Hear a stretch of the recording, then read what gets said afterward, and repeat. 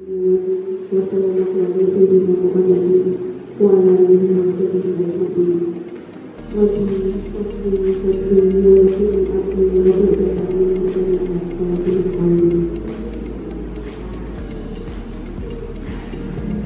siang, makan malam. Lauknya tetap ikan asin. Saya mengucapkan salam untuk para hadirin sekalian. Assalamualaikum warahmatullahi wabarakatuh. Bersyukur senantiasa kepada hadirat yang dirahmati Tuhan Yang Kuasa Allah Subhanahu wa Ta'ala atas limpahan karunia sehingga kita semua bisa berkumpul di siang hari ini di kampus dari kita ini dalam kegiatan yang evaluasi dengan pembelajaran.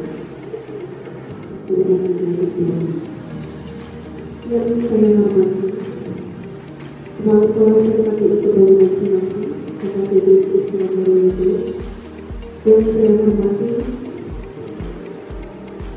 Wakil Kepala Sekolah seluruhnya, yang saya hormati Bapak Ibu Ketua Program Jurusan, yang saya hormati Bapak Ibu seluruh guru pengajar yang beserta kebangunan Cimahi.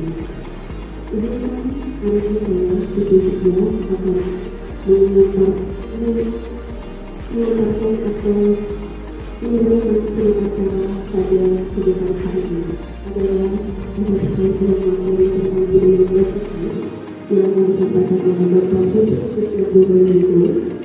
Yang kedua, yang selanjutnya adalah evaluasi pembelajaran tahun ini. Mari kita membuka acara hari ini dengan mengucapkan basmalah bersama-sama. Terima kasih. Untuk selanjutnya, Assalamualaikum warahmatullahi wabarakatuh. Alhamdulillah pada ini berikan syukur kepada Allah Subhanahu wa Ta'ala karena pada hari ini kita bisa berkumpul bersama hari ini Bapak Ibu dalam kegiatan diseminasi yang pertama terkait budaya positif, kemudian yang kedua adalah terkait evaluasi kegiatan pembelajaran yang mana kita sudah melaksanakan dari awal tahun ajaran sampai dengan semester. Nanti insya Allah akan disampaikan oleh Ibu. Yang pertama, sebelum masuk ke dalam kegiatan evaluasi kegiatan pembelajaran, izinkan saya Bapak Ibu di sini memperkenalkan diri. Saya Febri Christian Gorigo di sini hari ini di depan Bapak Ibu mungkin bukan sebatas pimpinan di sekolah, tapi juga sebagai TGP atau calon guru penggerak di angkatan ke-9 yang hari ini insya Allah saya mendapatkan kesempatan untuk mendiseminasikan aksi nyata pada poin 1.4 budaya positif. Insya Allah terkait budaya positif ini nanti akan berhubungan dengan kegiatan evaluasi pembelajaran, sehingga alhamdulillah kemarin ketika dikoordinasikan dengan kurikulum ini sepertinya masuk pada tahap agenda kita pada kegiatan evaluasi pembelajaran. Mudah-mudahan dari hasil diseminasi yang disampaikan hari ini Bapak Ibu, kita belajar bersama-sama, kita berevaluasi bersama-sama, kemudian nanti kita merefleksikan diri bersama-sama untuk proses pembelajaran yang lebih baik lagi ke depannya Bapak Ibu. Oke, Pak Indra boleh dibantu next. Nah, kita mulai dari sini Bapak Ibu. Filosofi pendidikan menurut KHD. KHD itu siapa Bapak Ibu? Ya, dan Dewata. Di sini kita cek Bapak Ibu di poin yang pertama, filosofi pendidikan menurut Gajah Dewantara. Tujuan pendidikan yaitu guru menuntut peserta didik sesuai dengan kodrat alam dan juga kodrat zaman. Nah, ini mindset kita yang harus sudah mulai dirubah Bapak Ibu, bahwa seluruh peserta didik yang datang ke sekolah kita, ke SMKKI Pembangunan, ini semua sesuai dengan kodrat alam dan kodrat zaman. Ini yang harus mulai sekarang kita bisa sesuaikan.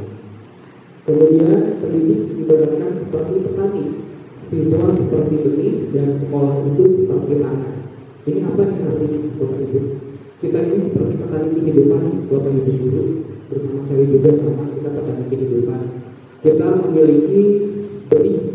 Kalau kita punya benih yang bagus, punya benih yang unggul, ini harus kita olah Bapak Ibu benihnya di tanah kita di sekolah. Sebagus apapun benihnya, kalau tidak kita olah, tidak kita proses, tidak kita bentuk, maka benih itu akan tetap tumbuh, tapi nanti tumbuhnya akan berbeda-beda. Ada yang tumbuh dengan sempurna benihnya, ada yang tetap tumbuh tapi tidak maksimal. Nah, benih ini diibaratkan siapa? Diibaratkan peserta didik kita. Jadi yakinkan Bapak Ibu bahwa peserta didik Bapak Ibu itu semua terlahir dengan kodrat zaman dan juga kodrat alamnya masing-masing. Tugas kita sebagai pendidik sekarang di sekolah adalah menuntut seluruh peserta didik sesuai dengan kodrat alam dan kodrat zamannya. Begitu ya Bapak Ibu ya. Selanjutnya di sini kemampuan setiap peserta didik itu berbeda-beda. Nah, ini harus digarisbawahi Bapak Ibu. Dulu pada saat saya awal mengajar, masuk ke kelas, saya ingin menciptakan semua peserta didik itu sama, harus mengikuti standar yang saya buat sama seperti itu. Tapi ketika melewati semua rangkaian proses, tersadarkan Bapak Ibu bahwa peserta didik itu ini semua berbeda-beda, memiliki kelebihan dan kekurangannya masing-masing. Nah, karena berbeda-beda, penanganannya sama nggak Bapak Ibu? Sama atau enggak? Nah, selama ini biasa kita lakukan di kelas, menyamaratakan atau tidak? Nah, nanti jadi kita refleksi bareng-bareng ya Bapak Ibu sama. Saya juga masih belajar. Kemudian selanjutnya melaksanakan proses pembelajaran yang berpihak pada peserta didik. Ini yang bisa saya ambil Bapak Ibu summary dari filosofi pendidikan menurut Ki Hajar Dewantara. Saya pada awal mengimplementasikan kurikulum Merdeka Bapak Ibu. Saya mencari tahu itu dasar kurikulum Merdeka itu di mana sih? Dasarnya itu ada di mana? Kenapa ada kurikulum Merdeka? Ternyata dasarnya dari sini. Saya banyak tercerahkan dari filosofi pendidikan Ki Hajar Dewantara. Maksud dari Merdeka Belajar, kemudian menghambat pada peserta didik, itu bukan kita menyebar kepada peserta didik, bukan, tetapi kita mempersiapkan kegiatan pembelajaran yang berpusat atau berpihak pada peserta didik. Nah, nanti kita mulai merubah sedikit ya Bapak Ibu. Next. Nah, di sini Bapak Ibu ada suatu refleksi. Sebagaimana petani yang merawat tanaman-tanamannya, kita sebagai guru sudah seharusnya bekerja dan berjuang sepenuh hati karena kita adalah petani kehidupan yang bertanggung jawab menanamkan moral dan budi pekerti kepada peserta didik dan menuntut mereka, serta jangan lupa menyematkan doa. Itu Ibu. Jadi mulai hari ini mudah-mudahan kita bersama-sama berbarengan bahwa dalam proses pembelajaran ini Bapak Ibu bukan hanya mengejar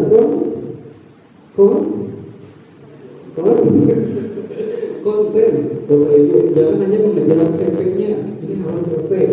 Ada yang lebih bermakna daripada itu, karena siswa-siswa kita itu begitu bagus-bagus sekarang sudah pada melek sama teknologi. Mereka dengan membuka YouTube, membuka modul secara online, mereka otodidak, itu mereka sudah paham dengan sendirinya. Nah, jangan sampai peran kita sebagai guru tidak lebih dari media YouTube-nya Bapak Ibu yang tidak memberikan atau membangun nilai-nilai karakter kepada peserta didik. Nah, itu harus mulai kita persiapkan sekarang Bapak Ibu. Next. Ya, Bapak Ibu, di sini ada konsep inti budaya positif. Di sini ada perubahan paradigma belajar, kemudian disiplin positif, nilai kebajikan, kebutuhan dasar manusia. Next, ada juga perilaku motivasi manusia, posisi kontrol guru, keyakinan kelas, dan segitiga eksekusi. Nah, dari ketiga 8 inti ini, Bapak Ibu, insya Allah nanti kita akan memahami bersama-sama. Mohon diingatkan juga jika ada penyampaian saling salah seperti itu. Dari ke-8 konsep inti budaya positif ini yang ingin saya diseminasikan kepada Bapak dan Ibu, dan mudah-mudahan kita bisa menerapkan sedikit demi sedikit di dalam proses pembelajaran supaya suasana pembelajaran ini semakin lebih menyenangkan dan memerdekakan peserta didik seperti itu. Next. Nah, kita masuk ke sini Bapak Ibu. Pembelajaran paradigma baru, Bapak Ibu. Kita cek redaksinya dulu ya. Pembelajaran dengan paradigma baru dirancang dengan pembelajaran berdiferensiasi, sehingga peserta didik dapat belajar sesuai dengan kebutuhannya berdasarkan tahap perkembangan psikologis peserta didik sesuai profil pelajar Pancasila. Nah, selama ini kan digaung-gaungkan tuh Bapak Ibu, kurikulum TK, pembelajaran yang berpihak kepada peserta didik sesuai dengan karakter apa? Profil pelajar Pancasila. Nah, jangan sampai Bapak Ibu juga masih bingung yang mana profil pelajar Pancasila itu. Kemarin pada saat kegiatan P5, saya memberikan tugas ke fasilitator, masih ingat ya Bapak Ibu ya? Apa aja tuh profil pelajar Pancasila? Beriman, bertakwa kepada Tuhan Yang Maha Esa, berpendidikan global, gotong royong, kreatif, bernalar kritis, dan juga mandiri. Sebelum saya melanjutkan, kita nyanyikan bersama-sama profil pelajar Pancasila. Masih ingat? Nah, fasilitator mana? Coba kan ya? Bapak Isal boleh nggak? Ada yang mau mimpi di depan? Bapak Isal, ayo Pak Isal. Boleh. Bapak Isal, ayo. Boleh, Bapak Isal.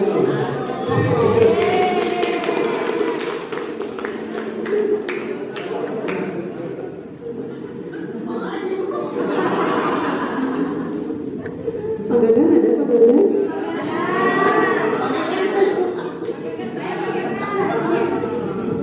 Ya, saya bantu Bapak Isal.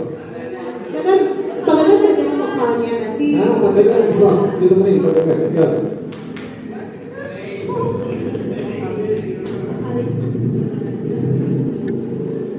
Yo, maka Pak Gagan.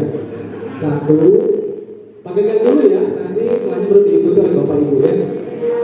Yo, Pak Gagan, 1, 2, 3. Belajar Pancasila, beriman dan bertakwa pada Tuhan Yang Esa, dan berakhlak mulia, berkebinekaan global, gotong royong mandiri, kreatif dan bernalar kritis,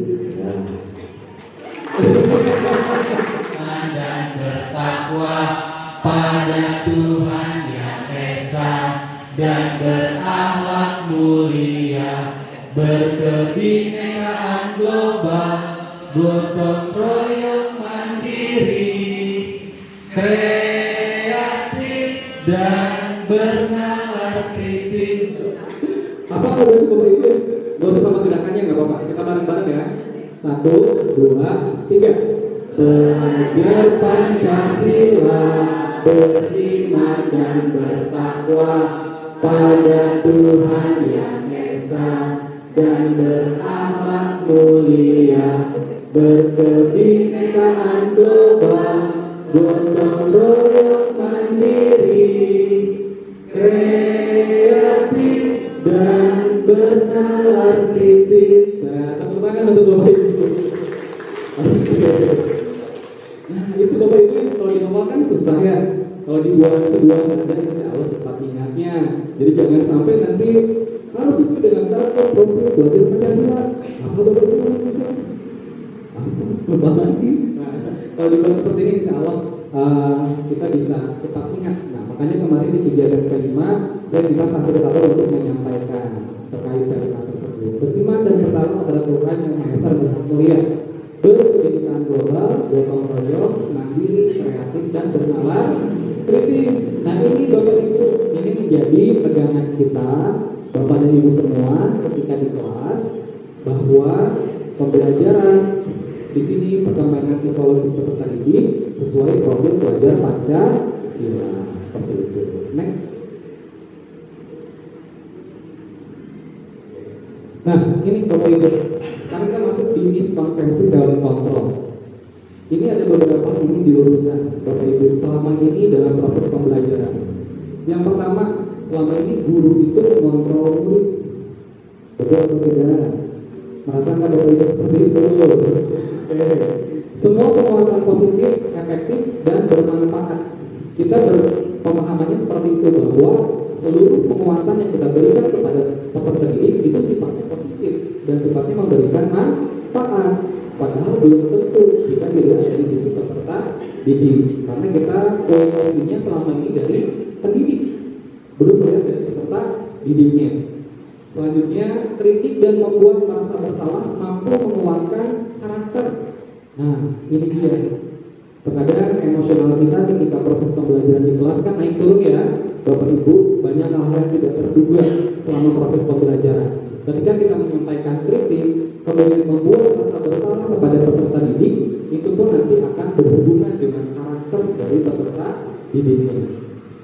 Terakhir, ilusi bahwa orang dewasa berhak memaksa. Nah ini yang harus diluruskan, ya Bapak Ibu ya. Lanjut, teman-teman. Mengubah paradigma Bapak Ibu. Sekarang kan sudah mulai di sini Bapak Ibu. Dari stimulus respon kepada teori kontrol Bapak Ibu. Yang pertama, jika pada stimulus respon itu kebutuhan kita sama. Di teori kontrol tidak seperti itu Bapak Ibu. Kebutuhan kita berbeda. Begitupun juga dengan peserta didik. Peserta didik kebutuhannya sama nggak Bapak Ibu? Dalam satu kelas yang Bapak Ibu ajar sama nggak kebutuhannya? Beda-beda, ya. Semua orang melihat sama. Diubah dalam teori kontrol bahwa semua orang memiliki gambaran berbeda. Contoh hari ini, saya berdiri di sini, bapak lihat saya ke sini, lebih jelas ya gantengnya, Pak. Iya. Oh dari sana nggak kelihatan gantengnya. Kelihatan bener. Oke, lanjut. Kita mengubah orang lain supaya sama dengan kita. Di teori kontrol berusaha memahami pandangan orang lain, berusaha terbuka kayak gitu Bapak Ibu. Perilaku buruk dilihat sebagai kesalahan. Nah sekarang berubah Bapak Ibu. Perilaku buruk pasti punya tujuan tertentu. Ini yang harus kita gali. Kenapa peserta didik sampai punya perilaku yang buruk? Itu pasti ada tujuannya, ada latar belakangnya. Orang lain dapat mengontrol saya. Diubah Bapak Ibu. Hanya diri sendiri yang dapat mengontrol kita, baik pendidik maupun peserta didik. Jangan sampai kendalikan oleh orang lain, hanya kita sendiri yang bisa mengontrol. Kemudian pemaksaan ada pada saat rujukan gagal. Diubah, kolaborasi dan konsensus menciptakan pilihan baru. Jadi kita belajar membuat kolaborasi sekarang Bapak Ibu supaya semuanya terasa lebih ringan dan enak berbaginya. Model berpikir menang kalah kalau di stimulus respon. Kalau sekarang model berpikirnya harus menang-menang. Di pendidik menang, di peserta didik juga menang. Harus menang-menang. Ya, Bapak Ibu. Next. Ya, lanjut Bapak Ibu. Kita masuk di 5 posisi kontrol guru. Di sini dari Diane Joseph dalam bukunya Restitution Instructing School Discipline mengemukakan bahwa guru perlu meninjau kembali penerapan disiplin di dalam ruang-ruang kelas mereka selama ini.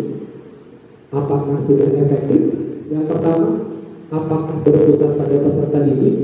Apakah memerdekakan dan memandirikan murid? Bagaimana dan mengapa?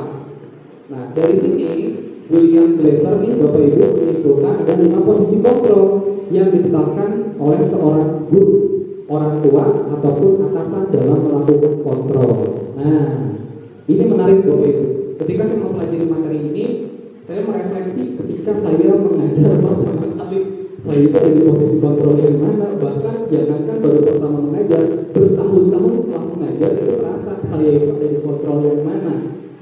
Apakah kita sebagai guru yang penghukum atau pembuat rasa bersalah, atau sebagai teman, pemantau, atau manajer?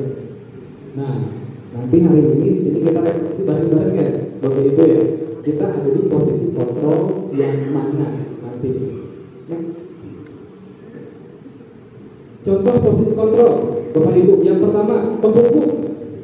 Biasanya guru pembungkuk itu seperti ini. Kamu datang terlambat, Bapak kamu dengan alasannya. Sekarang kamu ke lapang basket, lari 3 kali. Nah, itu guru pembungkuk.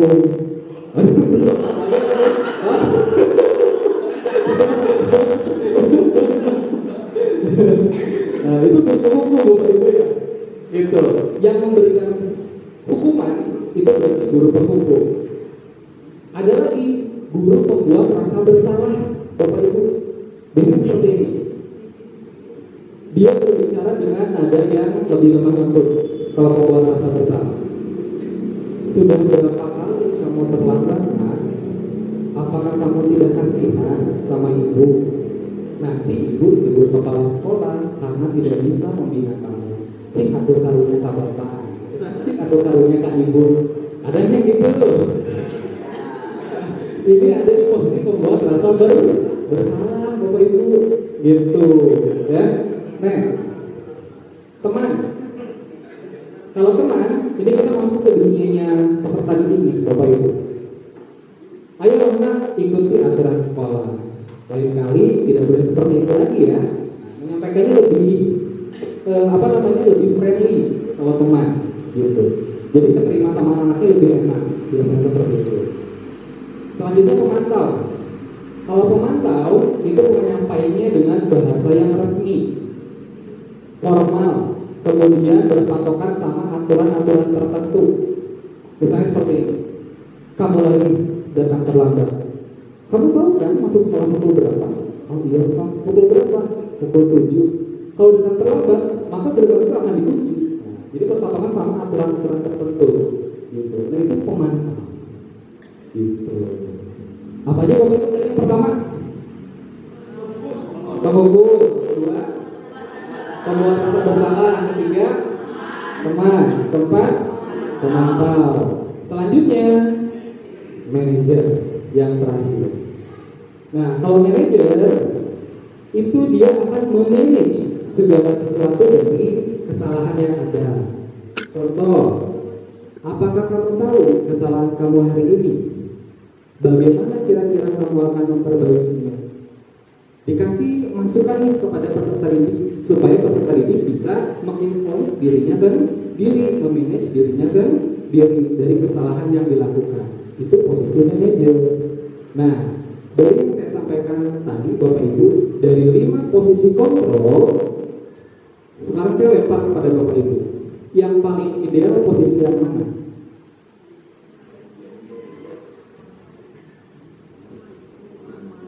Yang mana? Yang paling ideal?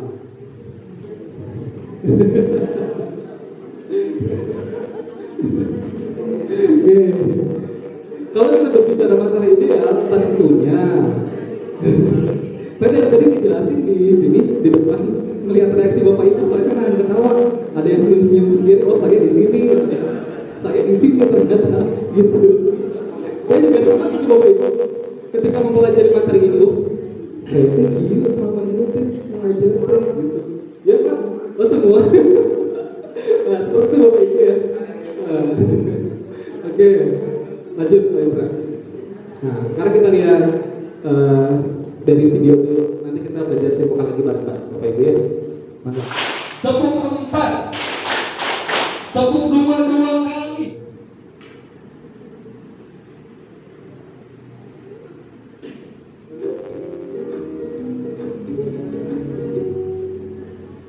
Salam bahagia Ibu dan Bapak Guru hebat. Dalam penerapan disiplin positif restitusi, salah satu program yang dikembangkan adalah 5 posisi kontrol. 5 posisi kontrol dalam restitusi adalah proses perjalanan seorang pendidik agar dapat mengenali dirinya. Pada video kali ini, kita akan membahas tentang 5 posisi kontrol yang dikembangkan mengenai dosen dan contoh penerapannya. Oke, Bapak Ibu, ini ada video simulasi ya. Kita perhatikan bersama-sama video simulasi. Agar dapat tentang 5 posisi kontrol yang dikembangkan oleh daya dosen dan contoh penerapannya. Terus maju. Nah.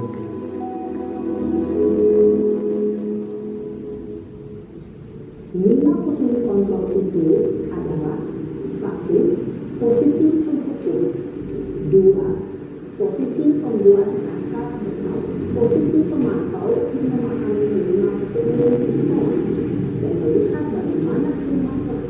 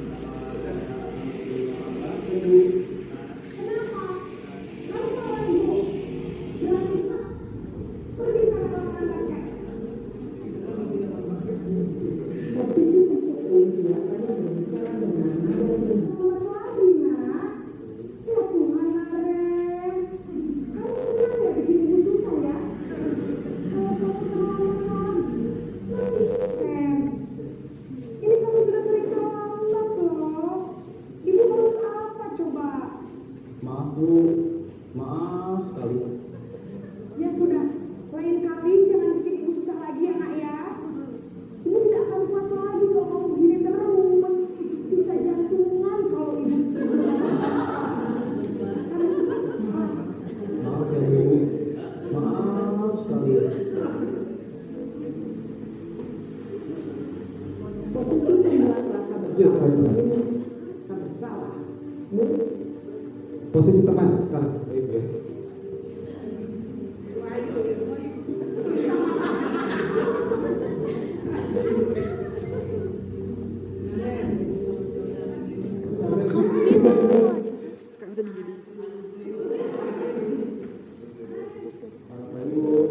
Kemarin, apa peraturan sekolah kita tentang jam berapa kita harus masuk sekolah? Cari momen dulu aja. Iya betul, sekarang sudah jam 7.20. Kemarin sudah tahu konsekuensinya jika terlambat hadir. Ayo. Paham Bu, saya harus tinggal kelas pas jam istirahat selama 20 menit. Iya benar, konsekuensinya demikian. Jadi nanti jam Kamu tadi apa ya? 9.30 Potong-potong buat kirim ke sini. kamu harus tinggal di kelas. Kerjakan tugas tambahan untuk ketertinggalan kamu ya. Baik Bu.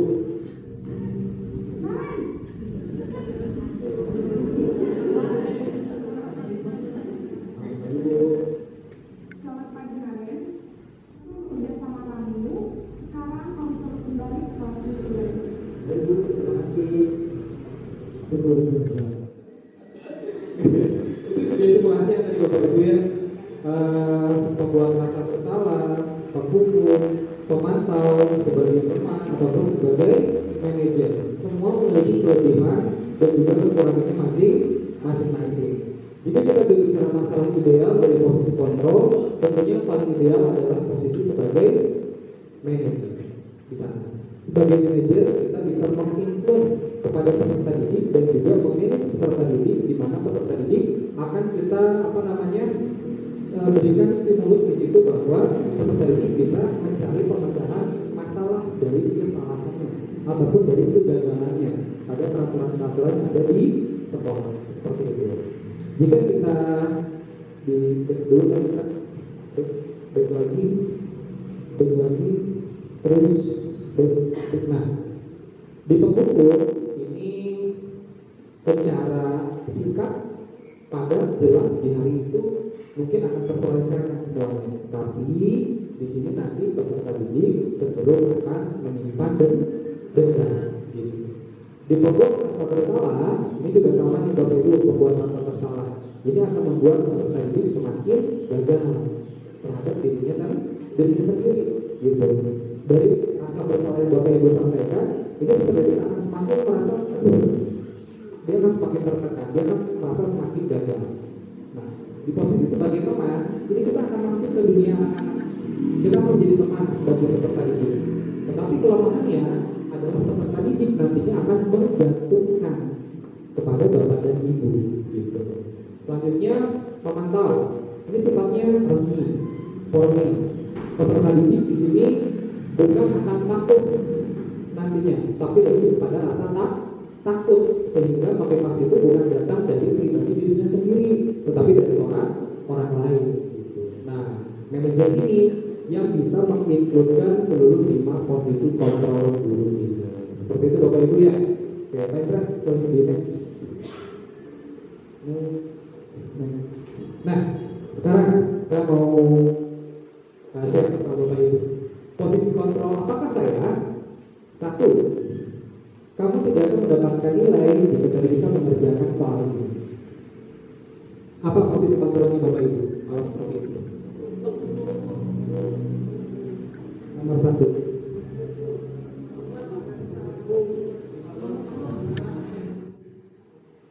Penghukum atau pemantau?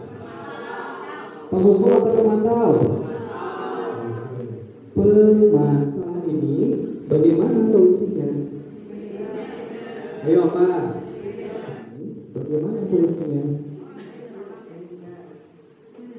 Oke, sebutan ini udah tahu semua pasti. Ayolah, nah lakukan demi ibu. Jadi lain kali tidak seperti itu. Nah kita katakan buat semua. Jadi besok-besok ketika Bapak Ibu di kelas, kita bisa memanage diri kita nih.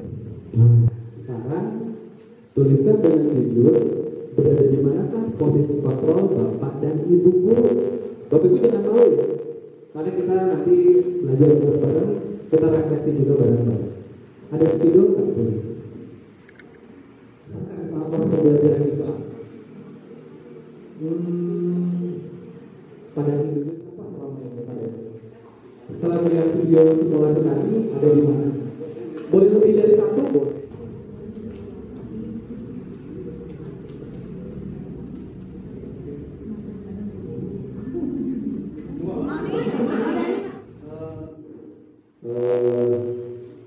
Saya jamin dan yakin semua guru yang ada di sini ada di bagian 3 yang saya tulis di depan. Saya jamin sekali. Kenapa? Karena pada umumnya kita sebagai pendidik itu manusiawi. Ketika anak melakukan sebuah kesalahan kita langsung panis. Tapi mungkin punishment-nya berbeda, tingkat punishment-nya berbeda. Ada yang memang dipanggil secara face to face, ada yang memang masuk dipanis di depan.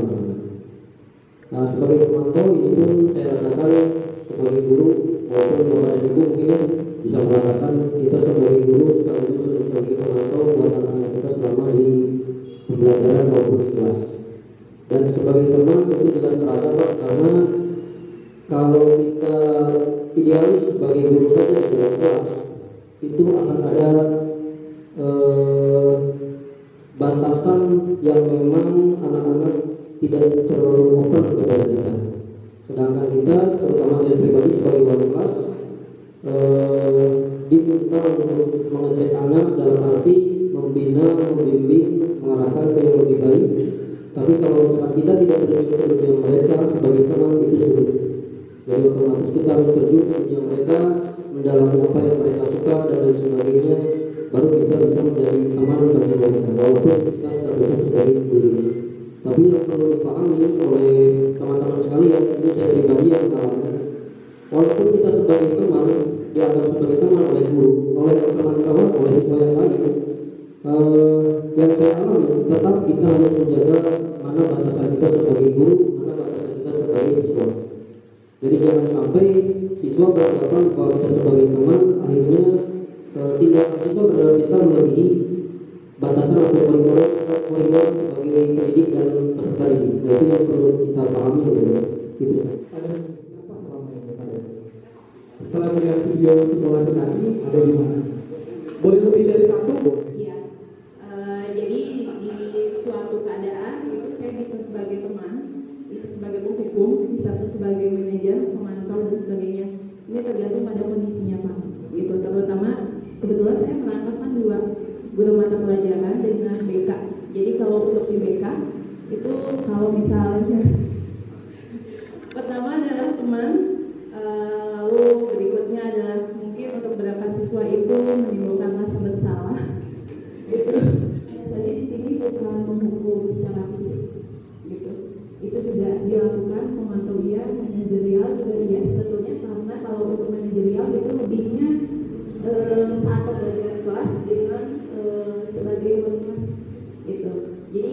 bahwasanya kita diberikan kita selalu memilih satu posisi, sepertinya tidak bisa, tergantung situasi apa yang akan kita hadapi.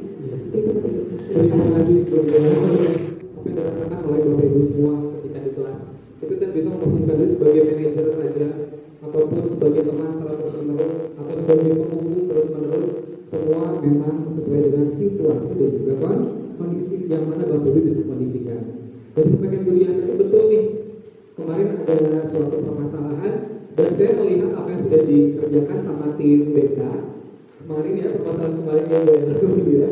Ini 5 posisi kontrol ini saya melihat difungsikan seluruhnya. Alhamdulillah, meskipun belum tersampaikan, tetapi secara implementasi di lapangan itu teman-teman sudah melaksanakan itu. Oke, next. Memang kebutuhan dasar manusia nih, Bapak Ibu kita bicaranya dua-duanya Bapak Ibu ya, kita sebagai pendidik dan juga dengan peserta didik. Hidup atau survival. Selanjutnya ada kesenangan dan juga kebebasan. Di penguasaan ini sangat-sangat dibutuhkan di kebutuhan dasar manusia. Kita biasanya kalau kebutuhan dasar manusia itu kepada kebutuhan tersier, sekunder, primer, gitu ya Bapak Ibu ya. Nah sekarang kita masuk ke penguasaan. Penguasaan itu manusia memerlukan akan harga dirinya. Betul nggak Bapak Ibu? Gitu. Harga diri ini ada di pendidik dan juga ada pada peserta didik. Itu yang harus kita pahami. Kemudian kita perlu kasih sayang, love, dan juga rasa diterima atau belonging. Dimanapun kita berada, kita memerlukan akan rasa kasih sayang dan ini diterima pada komunitas kita berada, Bapak Ibu. Termasuk peserta didik kita yang ada di kelas. Siswa yang tercuek pun di kelas, yang menurut Bapak Ibu tidak ada apa-apanya misalnya, pasti di dalam hati terkecilnya ingin merasa diterima di kelasnya, termasuk ingin diterima di pandangan Bapak dan Ibu guru sebagai pendidiknya atau sebagai wali kelasnya. Selanjutnya adalah bertahan hidup, jelas survival, kita harus bertahan hidup. Kemudian kita juga memerlukan kebebasan dan juga kesenangan. Ini adalah 5 kebutuhan dasar manusia yang mendampingi kita selama ini. Dan dari 5 kebutuhan dasar ini pun yang dibutuhkan peserta didik Bapak Ibu dalam proses pembelajaran di sekolah. Karena permasalahan yang muncul di sekolah dari peserta didik itu bisa jadi dari adanya ketidak tercukupinya 5 kebutuhan dasar manusia ini. Bisa jadi peserta didik kurang merasa diterima di komunitasnya. Bisa jadi peserta didik merasa kurang disayangi di kelasnya, sehingga muncul rasa ingin diperhatikan. Nah, bisa jadi seperti itu Bapak Ibu. Setiap peserta didik yang jadi bagian berharga di kelas atau di sekolahnya, betul tidak? Gitu ya. Sebagai guru seharusnya kita dapat menerima peserta didik kita apa adanya sesuai kodratnya. Itu mindsetnya. Kemudian karena setiap peserta didik ada yang unik, mereka memiliki kekuatannya masing-masing. Guru harus bisa menciptakan kesempatan untuk murid berkolaborasi dan memiliki ikatan emosi Bapak Ibu, supaya chemistry-nya ada ketika Bapak Ibu melaksanakan pembelajaran di kelas. Gitu. Jadi 5 kebutuhan dasar ini yang jadi dasar pijakan kita. Lanjut. Nah, sekarang kita masuk ke keyakinan kelas dan pembentukan keyakinan kelas. Tadi Bapak Ibu di video ada redaksi yang disampaikan bahwa apa keyakinan kelas yang tidak dilaksanakan atau tidak disepakati. Itu kan ada kayak gitu ya Bapak Ibu, bukan peraturan, bukan tata tertib, tetapi keyakinan. Nah, sekarang kita masuk ke sini Bapak Ibu. Keyakinan kelas, apa sih keyakinan kelas? Nilai-nilai atau kebiasaan-kebiasaan yang disepakati, diyakini, dijalankan bersama sehingga membentuk peserta didik yang mandiri, penuh hormat dan bertanggung jawab. Itu keyakinan kelas Bapak Ibu. Next. Nah, kenapa keyakinan kelas bukan peraturan kelas? Selama ini kalau di awal ajaran nih, biasanya ke Bapak Ibu wali kelas, Bapak Ibu dibuat jadwal piket, gitu ya. 1, 2, Bapak Ibu dibuat struktur organigram kelas. 3, Bapak Ibu dibuat peraturannya, peraturan kelasnya atau tata tertib kelasnya. Itu nggak boleh ya?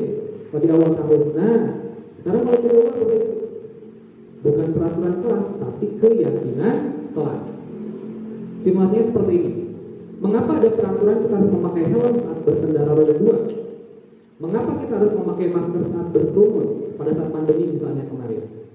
Dari peraturan ini pasti ada maksud dan tujuan. Peraturan ini pasti dilaksanakan. Kenapa dilaksanakan? Karena yang melaksanakan peraturan memiliki keyakinan. Betul nggak gitu, Bu? Bapak Ibu pakai kendaraan roda motor, roda 2, pakai helm. Awalnya peraturan kan? Tapi karena Bapak Ibu yakin nggak harus pakai helm? Yakin. Nah sekarang di luar itu bukan peraturan tapi keyakinan. Next. Contoh nih, Bapak Ibu, pembentukan keyakinan kelas lebih abstrak. 1, 2, berupa pernyataan yang universal. 3, berupa pernyataan positif, mudah diingat, disesuaikan dengan kebutuhan kelas atau sekolah, kemudian melibatkan seluruh warga sekolah. Sekarang coba lihat Bapak Ibu di sebelah kanan. Ini ada contoh keyakinan kelas 9C misalnya. Jadi perhatikan sama Bapak Ibu. Berdoa sebelum memulai dan sesudah kegiatan, membuang sampah, saling menghargai, musyawarah untuk mufakat, menjaga etika sopan dan santun. Kesimpulannya apa coba?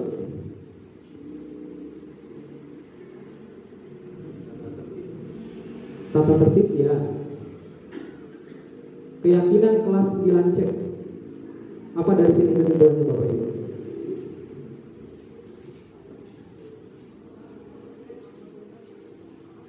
Dari seluruh keyakinan kelas 1, 2, 3, 4, 5 semua disampaikan dengan kalimat positif. Ada kalimat negatif nggak, Bapak Ibu? Kalau peraturan biasanya gimana? Tidak boleh berisik, ya kan? Tidak boleh membawa handphone, gitu kan biasanya kan? Nah itu kalimat negatif Bapak Ibu. Sekarang pada saat membuat keyakinan kelas itu semua dirubah menjadi kalimat positif. Berdoa sebelum memulai dan sudah kegiatan pembelajaran, menjaga etika sopan dan santun.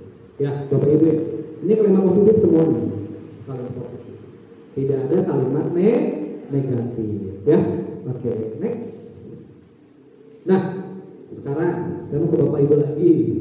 Sekarang kita mau merancang keyakinan kelas bareng-bareng. Di sebelah kiri ada peraturan kelas, di sebelah kanan ada kalimat positif. Contoh, saya mau kasih satu aja. Peraturan kelas, tidak boleh datang terlambat. Kalimat positifnya adalah hadir tepat waktu. Udah, paham ya Bu Ibu? Nah, nanti saya harapkan dari demonstrasi ini, dari diseminasi ini, Bapak Ibu wali kelas bisa menyampaikan kepada peserta didiknya untuk membuat keyakinan kelas. Oke. Sekarang Bapak Ibu pikirkan peraturan kelasnya apa, kalimat positifnya apa. Ya, nanti saya minta ini diisi oleh Bapak Ibu.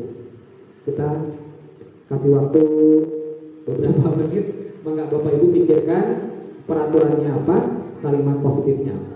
Jelas ya Bapak Ibu ya? Oke.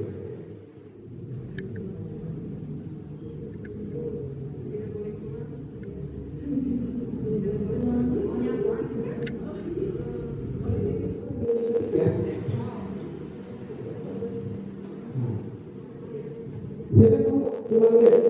Oke. Budinya dulu. Berwarna-warni berarti kalimat positif. Kalimat positifnya. Memakai sepatu hitam. Oke, tepuk tangan Bapak Ibu. Oke. Kalimat positifnya di sini memakai sepatu. Tidak boleh buang sampah sembarangan. Ya. Untuk kalimat positifnya menjaga kebersihan kelas. Menjaga kebersihan kelas. Ya. Tepuk tangan buat Bu Bulan. Oke.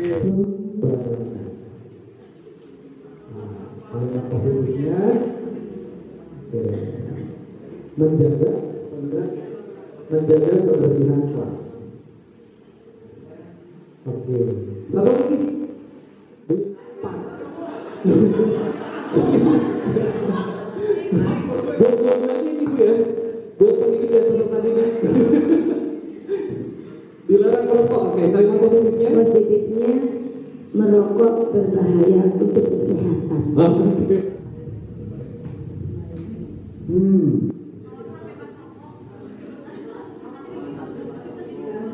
Ada yang lebih menekankan lagi Bapak Ibu? Coba. Dilarang merokok. Menjaga kesehatan. Oke. Nah, cukup ya Bapak mulai dari peraturan kelas. Nanti Bapak Ibu berhenti nih sama peserta didiknya, wali kelas, kumpulkan. Nanti dibikin yang kreatif, tempel di ruangan kelasnya nanti. Ya. Dari peraturan kelas, jabarkan peraturan kelasnya apa saja, turunkan menjadi kalimat positif. Oke, lanjut ya.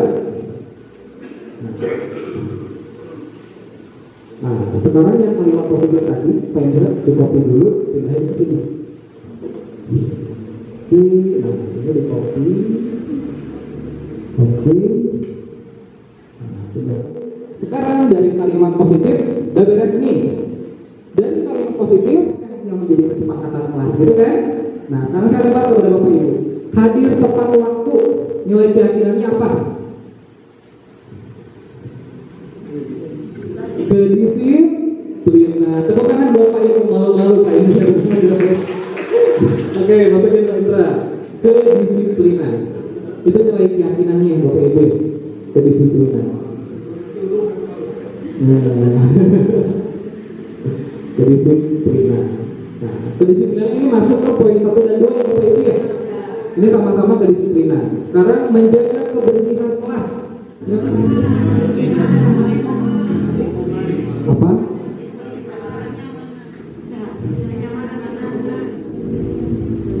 Kalau kelasnya bersih, nyaman, buat siapa? Buat semua kan? Berarti saling. Nah, oke. Nah, seperti itu Bapak Ibu ya. Nanti selanjutnya mana? Bapak Ibu jabarkan untuk seterusnya. Ya. Jadi tadi dari apa Bapak Ibu keyakinan kelas? Dari peraturan atau tata tertib, turun kemana? Kalimat positif. Dari kalimat positif menjadi nilai keyakinan. Nah, di nilai keyakinan itu intinya kita menggunakan redaksi dari nilai kebajikan. Kayak tadi si Naren telat. Keyakinan apa yang tidak kamu laksanakan? Saling menghargai Pak, saling menghormati Ibu. Itu yang munculin nanti ke sana. Ya, Bapak Ibu ya. Oke. Tepuk tangan dulu buat semua, Bapak Ibu. Oke, next, Pak Indra. Nah, sekarang kita masuk Bapak Ibu, segitiga restitusi. Segitiga restitusi ini Bapak Ibu, ini menjadi tempat atau wadah kita dalam melakukan sebuah komunikasi antara guru dengan peserta didik ataupun juga antara orang tua dengan anaknya. Jadi kita bisa menggunakan segitiga restitusi. Ini dari daya dosen Bapak Ibu merancang sebuah tahapan memudahkan para guru dan orang tua melakukan proses menyiapkan anak ini dalam berkomunikasi. Next, ada 3 Bapak Ibu. Nah, coba diperhatikan ya. Di sini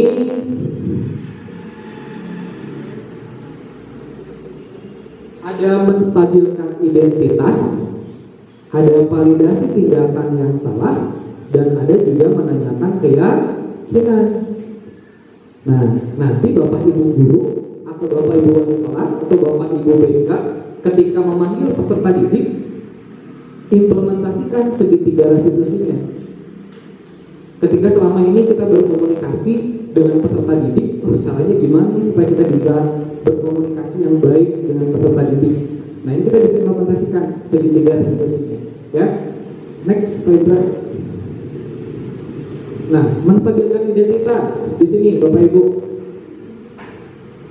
Di sini kita berdasarkan prinsip membuat kesalahan. Kemudian berperan menggeser identitas murid dari identitas gagal ke identitas sukses. Kemudian jangan mengkritik murid yang sedang mengalami identitas gagal ke masalah ke Bapak Ibu. Jemput lagi, tambah nanti kamu menyampaikan apa-apa ke Bapak Ibu gitu ya. Next, ajukan pertanyaan nih Bapak Ibu. Membuat kesalahan adalah sesuatu yang wajar. Manusia itu tidak ada yang sempurna. Kita bisa memperbaiki masalah ini dan seterusnya. Jadi anak itu merasa dirangkul oleh bapak ibu. Jadi distabilkan dulu emosi anaknya, ya. Next, validasi tindakan salah nih bapak ibu. Ini berdasarkan prinsip perilaku berupaya memenuhi kebutuhan tertentu. Ini dulu bentuknya dari stimulus respon menjadi proaktif, mengenali dan mengakui kebutuhan muridnya. Kemudian pernyataan-pernyataan disampaikan dengan nada tidak menghakimi, divalidasi kesalahannya sama bapak ibu gitu. Next, pernyataannya gimana? Nah, kamu bisa saja gegabah bertindak lebih dari ini, misalnya seperti itu. Kamu bukan melakukan tanpa alasan tertentu, kamu melakukannya karena mempertahankan sesuatu dan seterusnya, gitu, ya. Next, nah ini menanyakan keyakinan yang tadi dari keyakinan kelas yang sudah bapak ibu buat. Teori kontrol menyatakan bahwa pada dasarnya kita termotivasi secara intrinsik. Saat murid telah divalidasi dan identitas sukses sudah stabil, maka murid telah siap mengaitkan keyakinannya dengan tindakan yang salah. Jadi kalau langkah 1, langkah 2 sudah bapak ibu laksanakan, di langkah ketiga peserta didik akan menyampaikan kepada bapak dan ibu, gitu, dari keyakinan kelasnya. Next, pernyataannya sebagai keluarga atau kelas apa yang kita yakini dan seperti itu. Nilai-nilai apa yang telah kita sepakati dan seperti itu bapak ibu, ya. Oke, next pada. Nah, sekarang di video simulasi di sini ada permasalahan. Permasalahan ini akan dipecahkan dengan segitiga diskusi, menstabilkan identitas, kemudian apa namanya, validasi tindakan salah dan menanyakan keyakinan. Ya, bapak ibu kita simak bareng-bareng. Silakan bareng-bareng.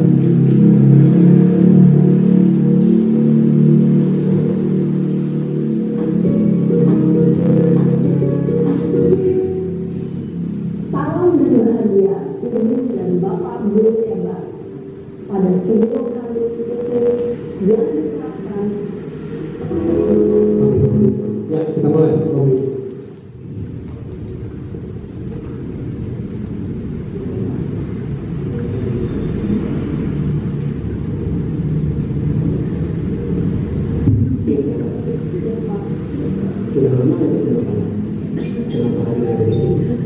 Kesel Pak, kesel banget. Masa aku dikatain uang fitnah Pak? Ya aku marah lah. Aku balik katain mereka di depan kelas. Kesel banget. Oh begitu, ya pasti kamu marah dan kesal. Bapak juga akan marah apabila ada yang menuduh Bapak seperti itu. Kemudian pada saat itu kamu melakukan apa? Ya saya langsung ngapain mereka lah Pak. Kesel banget. Saya bentak-bentak dia di depan teman-teman lain. Oh begitu, pasti kamu melakukan seperti itu karena sebuah alasan tertentu kan? Iyalah, maksud saya diam saja Pak. Ya saya bela diri lah. Maksud saya dituduh tukang fitnah. Ya wajar lah, mempertahankan harga diri itu sesuatu. Benar padahal saya pasti bela diri lah. Ya pasti ya, tapi kamu memilih untuk tetap sesuai dengan keyakinan kelas atau prinsip kamu tidak? Enggak lah Pak. Capek Pak jadi marah. Jadi keyakinan atau prinsip mana yang sesuai dengan keinginan kamu? Ya saya sebenarnya harus dari orang lain. Mungkin saat itu saya menjadi emosi. Jadi tidak menunjukkan sikap itu. Kamu meyakini tidak menghargai orang lain itu penting buat kamu? Yakin lah Pak. Iya, setuju. Kita harus saling menghargai. Namun ada juga keyakinan yang kita sepakati yang perlu kita jalankan apabila kita sedang marah kan? Ya saya bisa berproaktif. Mulai dengan diri sendiri. Saya bisa jadi lebih sabar, mengambil waktu juga untuk berpikir mau apa selanjutnya. Tidak, kamu bersedia memperbaiki masalah ini tidak? Sedia Pak. Kalau kamu memperbaiki masalah ini, kamu akan menjadi orang seperti apa? Saya akan jadi orang yang bertanggung jawab ya Pak. Dan senantiasa proaktif. Iya, menurut kamu bagaimana rasanya menjadi orang seperti itu? Ya nyaman lah, bangga bisa bersabar dan menghadiri. Baiklah kalau begitu. Yuk kita pikirkan bagaimana memperbaiki masalah ini. Oke, cukup kan. Ya, membenarkan yang salah. Yang ketiga, menanyakan keyakinan. Dari emosional tinggi menuju tubuh distabilkan dulu oleh berbagai. Kemudian divalidasi tindakan salah itu apa saja.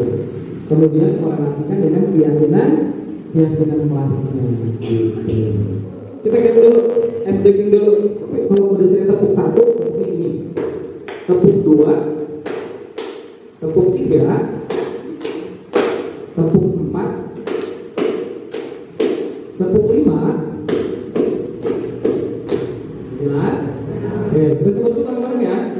Tepuk 1, tepuk 2, tepuk 3, tepuk 4, tepuk 5,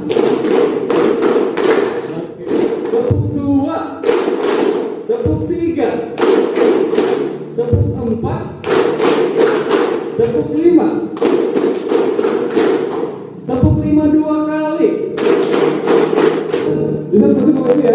Oke, tanpa kesalahan ya. Tepuk 3 2 kali.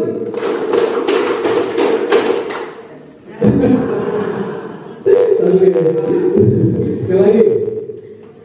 Tepuk 4. Tepuk 4. Tepuk 2 2 kali. Oke, tepuk tangan dulu. Oke. Nah, Ibu. Anda adalah seorang wali kelas 10 di SMKTI Pembangunan. Pada saat jam istirahat makan siang, Anda melihat salah satu murid Anda bernama Sandi sedang menangis sendirian di dalam kelas. Anda menghabari Sandi dan mengajak bicara. Ternyata Sandi menangis karena tadi Ridwan sempat mengejek Sandi karena menduplikasi proyek akhir dari Ridwan. Anda sebagai guru merasa bahwa ada kegiatan kelas yang tidak diikuti oleh Ridwan dan akhirnya sekolah-sekolah Anda mengajak Ridwan untuk berbicara. Jelas kasusnya Bapak Ibu ya? Si Sandi nangis pada saat dia pulang sekolah. Next, yang berarti. Nah, tahapannya seperti ini yang tadi. Bapak Ibu stabilkan identitas, ini redaksi kalimatnya bisa dipakai. Kemudian validasikan tindakan yang salahnya, ini contoh redaksinya. Kemudian menanyakan keyakinan, ini contoh redaksi. Siap Bapak Ibu? Oke, silakan berpartner dengan meja di Bapak Ibu masing-masing. Banyak, silakan.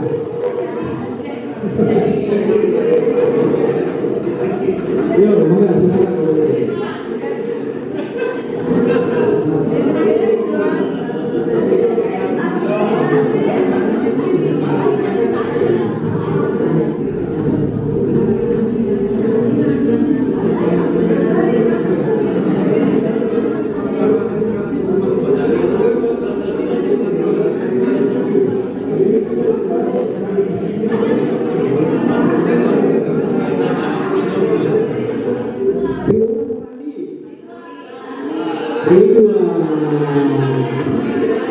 Yang dipanggil siapa? Ridwan. Ya. Validasi ini. Oke. Menanyakan keyakinan ini.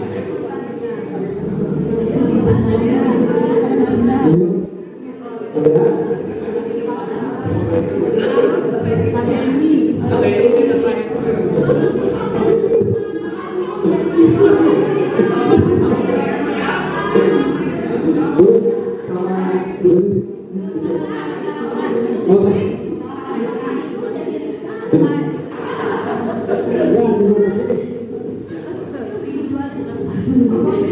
Kenapa nangis Ridwan? Udah putus. Ini mau kebaik hati terkadang atau pada sisanya atau kopi yang saya tugasnya adalah nggak salah. Pada kita pas saya seminggu buat teh sampai ke saya tidak makan, tidak minum, tapi nggak salah. Saya suka sama saya sebagai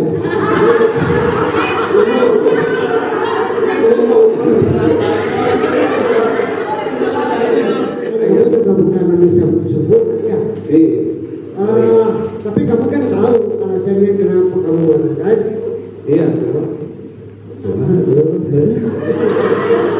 Saya tidak mau banyak membom di kebiasaan. Iya. Kamu merasa bersalah nggak dalam apa yang kamu? Kalau bersalah mah tidak, tapi kan saya terbayang karena hak saya itu diambil alih sama Sandi. Yaitu kalau saya lapor ke Kaseko gimana ya? Tapi kan kamu juga harus tahu dengan sebuah keyakinan kelas kita apa sebetulnya? Akan membantu Pak seperti itu mungkin. Saya kira itu Bapak kira itu jauh lebih baik.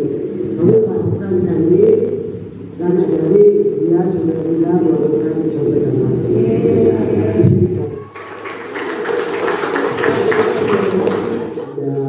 Kegiatan siang hari ini mudah-mudahan bisa memberikan manfaat bagi Bapak Ibu semua. Ada? Oh boleh kalau sih Mangga.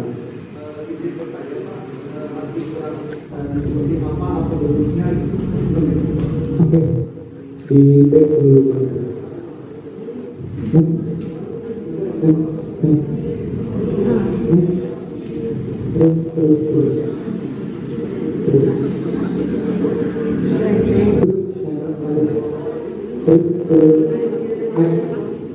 Nah ini prosesnya. Jadi seperti ini sekali lagi. Pada saat Bapak Ibu merancang kelas, jadi yang pertama kan kita turunkan dari peraturan kelas atau tata tertib beserta pelarangan nih Rizky, gitu ya.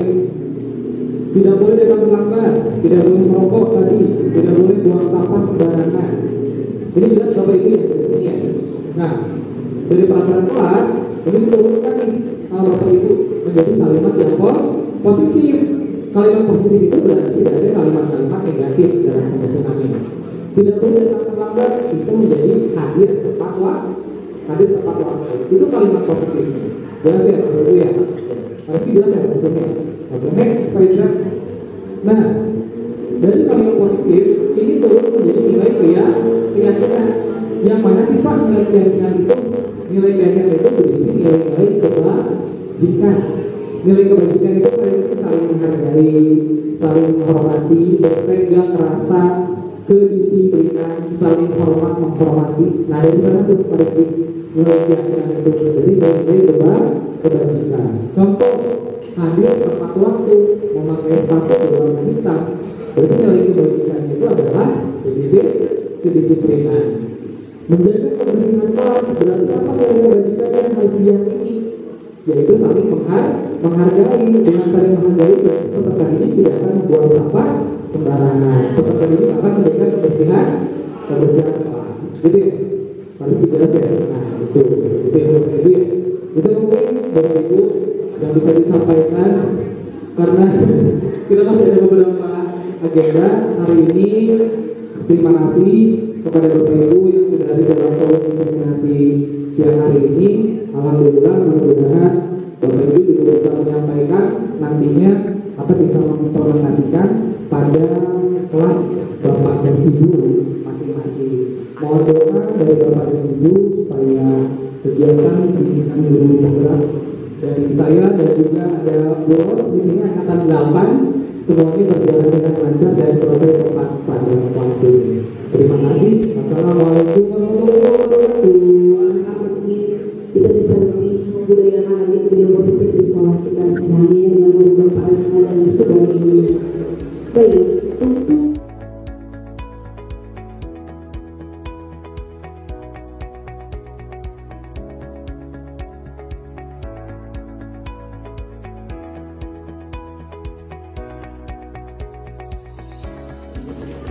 untuk ada Bapak Baby yang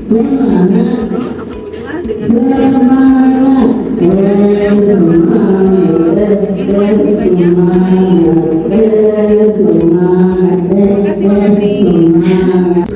dengan hari ini kita sudah selesai melaksanakan kegiatan diseminasi kegiatan positif. Dalam kegiatan ini saya dengan guru yang lain belajar bagaimana cara menghadapi siswa, bagaimana cara kita menghadapi siswa yang berbeda-beda karakter dan di situasi yang berbeda. Mungkin kita akan menjadi guru yang guru, bisa jadi kita menjadi teman juga, kita menjadi manajer manajer dan lain sebagainya itu tidak salah dilakukan oleh guru, tapi setelah setelah acara diseminasi ini saya belajar bahwa semua itu memang perlu kita terapkan untuk situasi dan kondisi tertentu untuk kebaikan siswa dan sekolah. Terima kasih.